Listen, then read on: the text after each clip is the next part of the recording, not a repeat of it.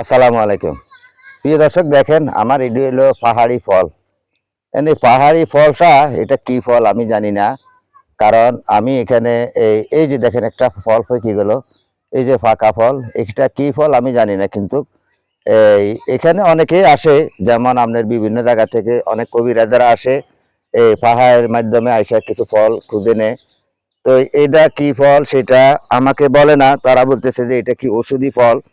তুই দেখেন এইগুলা, এই যে পাখিরা অনেক সময় অনেক ফল খায় এখানে আসা, এগুলো আমার খামারে অবস্থিত।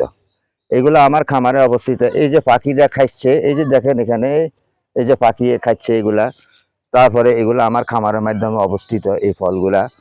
তাই এই ফলগুলা যদি আপনাদের কারো জানা থাকে এই ফলগুলা কি, অবশ্যই আপনারা কমেন্টের মাধ্যমে জানাবেন। কারণ আমার এখানে এই অনেক রকমের কবিরাজারা আছে, যেমন ফেনী থেকে আসে, তারপরে নোয়াখালী থেকে আসে, ঢাকা থেকেও অনেকে এখানে পাহাড়ে এই অনেক গাছ গছালি এগুলা খুঁজতে আসে, কারণ এখানে বলে ঔষধি অনেক রকমের গাছ।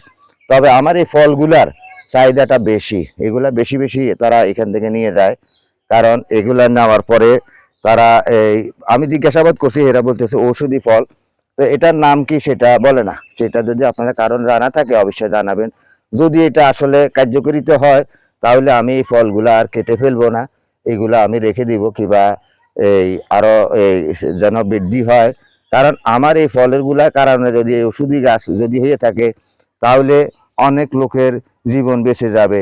কারণ আমিও সেটাই প্রত্যাশা করি।